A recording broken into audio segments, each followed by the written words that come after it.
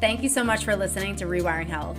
Before we dive into the episode, I want to share some exciting news. In January 2025, I'm going to be launching the Infinite Self Circle.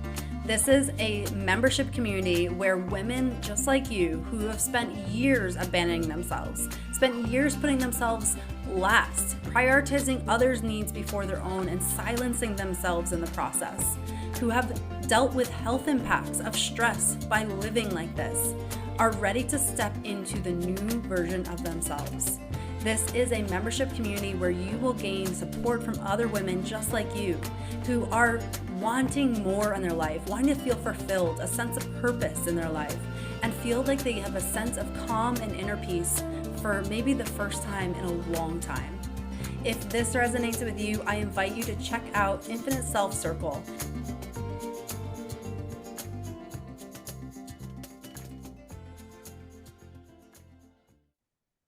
Just like your computer, you have an operating system.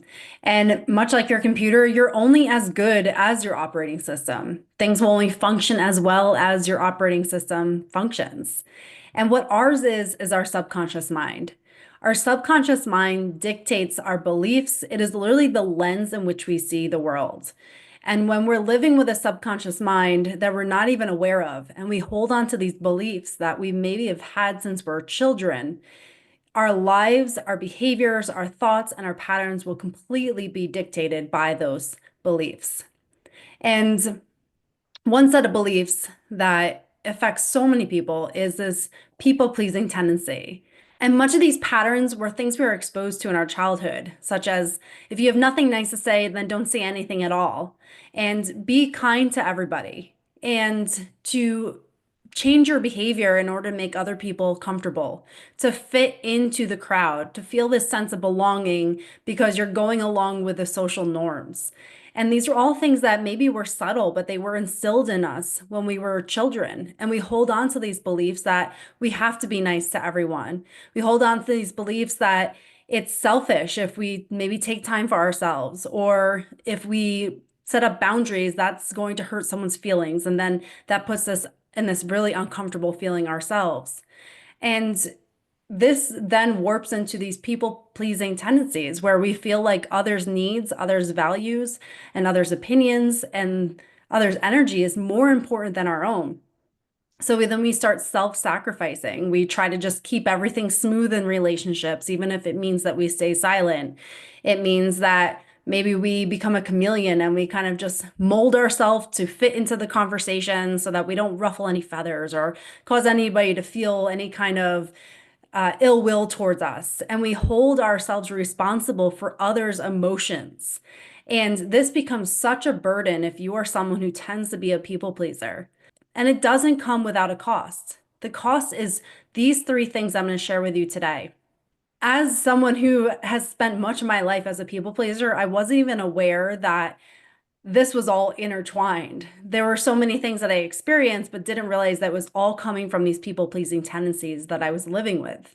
And the first one is this sense of guilt, that you are completely responsible for other people's feelings, that you have to bend over backwards to make sure other people are okay, and make sure that every relationship is functioning and running smoothly and no one's feelings are hurt.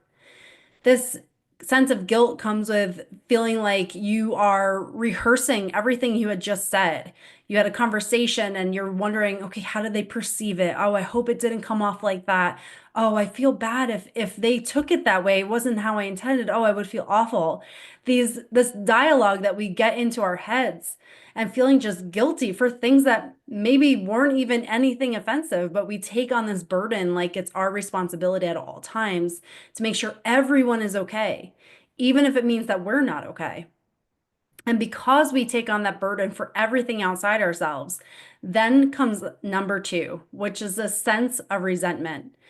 This sense that we become resentful of ourselves, that you felt like you wanted to say something, you wanted to stick up for yourself, but you stayed silent. You didn't say what you really wanted to say. And then you become resentful, like, why? What is wrong with me? Why don't I ever say what's on my mind? Why do I feel like I have to stifle myself? And that constant stifling becomes this built up resentment for yourself. Or when you're spending all your energy on other people and making sure everything is okay, and then you get to the end of the day and you're exhausted, and you do this over and over and over again, but you're saying to yourself, tomorrow I'll make sure I get time in, or this weekend I'll make sure I take care of myself. But yet here comes life again, filling up those times. And here comes that resentment building up again of you thinking like, here's another example of me not showing up for myself. Here's another example of me feeling exhausted and everybody else being okay, everyone else getting their needs taken care of except for me. And so there's a resentment that builds up for yourself. There can also be a very subtle resentment for other people in that here you are exhausted, taking care of the dishes, maybe the kids, the laundry, and you could even build up a resentment for your husband. And maybe you didn't communicate that to him that you needed help, but here's that resentment because you feel like you're the sole provider, you're the one who has to take care of everything. Or it could be resentment of friends, of feeling like everybody needs all these things from me, but where's my help? Yet nothing's communicated, and yet these are the patterns that have been instilled. And so there could be this resentment that maybe you're not even acknowledging, but you kind of feel that there's like that resistance, or you feel that you're just kind of annoyed by things. Things just don't feel right. It doesn't feel like it's flowing or smooth. And so you just have this buildup. But as someone who's a people pleaser, you shouldn't be feeling this sense of anger, right? Because that's what we're taught. You're not supposed to feel anger. You're supposed to just keep everything smooth and make sure everything's happy and be nice. So what do we do with that feeling of anger? We shove that down too, and we stifle that, and we don't allow ourselves to actually feel what we truly feel inside ourselves. So we shove down that anger, and then here comes number three, the pain. So when we shove down emotions like anger and fear and guilt, and we just push them down and try not to feel them because they're uncomfortable to feel, and maybe we don't even have a way to allow those to come up or feel safe to allow those emotions to come up. So we shove them down. We may numb ourselves by staying super busy. We may numb ourselves with social media or alcohol or just staying productive, trying to just take in all this information, trying to learn more and more and more, not actually do anything about it. It can take on so many ways, but we shove down those feelings and avoid them by external means. But what happens over time is that with those emotions shoved down and not recognized, they get embodied, and our body takes the toll of that. Our body starts to feel the burden of that. And that's when we start to experience chronic inflammation. We start to experience chronic pain in our body. We start to experience disease that comes up in our body because it has taken on the burden of those emotions for a long period of time. So if you're someone who resonates with this, if you're someone who feels the need to make sure everyone is okay, to say the right thing, to not ruffle any feathers, it's likely you've experienced these three things. Number one, guilt. Number two, resentment. And number three, pain. And if this resonates with you, and you feel like you just had this epiphany of like you've experienced all of these things but didn't realize they were all connected, you're not alone. I have shared this story before, but I'll share it again if you haven't heard it. But I had chronic back pain for years in my 20s and thinking, what is wrong with me? I'm 25, and I remember going to a practitioner when I was 25, and they took an x-ray of my back and they showed me my disc height between L4 and L5, and they said you have about half the disc height you should have for a 25-year-old. And that was it. And I said, well, what do I do about this? This is before I was a physical therapist. And they're like, there's really nothing you can do about it. And I remember feeling so incredibly hopeless, like feeling like, oh my gosh, I'm only 25. Like I have a whole life ahead of me. And being athletic and active was such a, it is continued to be, but it's so valuable in my life. And it's something I really, really enjoyed. And to think about maybe not being able to do that to the extent that I want to one day was so depleting. And it was just really brought me a lot of grief at that time. And I really just looked at my low back as being my Achilles heel. And so fast forward a couple years, still dealing with chronic back pain, went on to become a physical therapist and thinking, okay, here I can finally heal myself. I'll know how to take care of my own back. So I put myself through all the regimens of what I thought based on what I was presenting with would help me to feel better. And I would get some short-term relief, but it would just come right back. And nothing ever seemed to actually give me any kind of long-term solution. And so I became even more frustrated, like thinking, okay, now I know how to help myself, and here I'm not able to help myself. And then fast forward a few more years, and I won't get into the depth of the story, but I kind of hit this rock bottom moment of feeling like I had a 9 month old at that point. I'm in my mid 30s. Everything was just kind of crumbling around me. And I just kind of hit this point. I'm like, I cannot live like this anymore. And it was at that point that it really started my journey of understanding the emotions that I had held onto for years and I had no idea. And one of those emotions, which makes so much more sense now, is guilt. I was guilt driven. All my behaviors were based on guilt. So I would do everything in my life because I felt guilty. If I didn't do them, I would feel bad. So I better do this. And that's how I lived my life for so long. And it was only in that moment I started to have this realization of like, my gosh, like the emotion I'm feeling is guilt. And then I would shove that down. Then I would have this resentment, shove it down. And so as I started to excavate that and really do some inner work and understanding myself, amazingly, the back pain also started to dissipate. And it was very much related to that inner work and realizing the emotions I held on to for all that time. And now I speak to you today, nearing 40, and I don't have that back pain. And so that to me was just the most amazing experience because here, so many of us get stuck in this, let's just kind of fix the symptoms or look at it more from a mechanical, physical realm.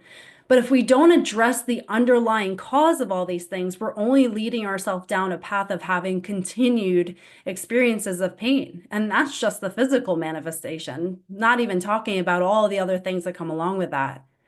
So for me, the journey began when I recognized the limiting beliefs I had, the subconscious beliefs that I'm responsible for everybody. I'm responsible to keep the peace in all these situations, and I'm going to keep myself silent in order to do that. And through that journey of excavating those subconscious beliefs, then rewiring them, then reprogramming my mind to think differently, my beliefs changed, my view on life changed. I started to navigate life where I released myself from a lot of that responsibility, and I'm still doing work for that. But I don't feel nearly as much guilt, and I don't experience nearly as much resentment. And now I definitely don't experience any of that chronic back pain that I was experiencing in my mid 20s. So I want to share that with you because if you are feeling some kind of pain or resentment or guilt, I want you to dive a little bit deeper and look at some of the belief systems that you have about your life, about who you are, about how you need to show up in this world. Because it's very much deep-seated, and these things will continue, these patterns will continue until you get to that root cause.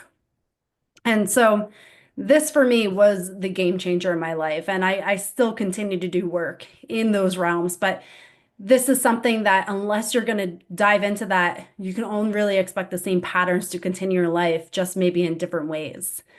The emotional aspects of that guilt that get embodied into your body really come down to the nervous system and how your nervous system interprets those emotions and how it feels like it needs to protect you.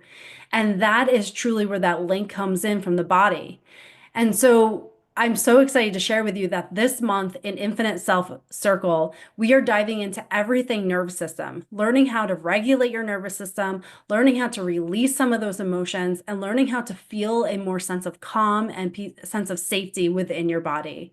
So if you are ready to start changing your life from the inside out, I invite you to come into Infinite Self Circle. And currently, I'm offering the founding members discount. So this is the lowest price that you can get into the membership, and you are grandfathered in. So your prices will never increase throughout the duration that you remain in the membership. So if this resonates with you, check out the link in the show notes, and I would love to see you in there, help support you, and invite you into being part of this community with so many other women who are feeling the same way that you are. Thank you so much for joining me, and I hope this helps. Thank you so much for tuning in to this episode of Rewiring Health. I hope you found our conversation both enlightening and empowering. If you enjoyed today's episode, please subscribe to Rewiring Health so that you never miss an update. Also, I would love to hear your thoughts. If you could take a moment to rate and review the show, it would mean the world to me and help others discover the power that we all have within us to create change and create the life that we truly, truly desire. Thank you so much for spending your precious time with me and sharing the energy of the show.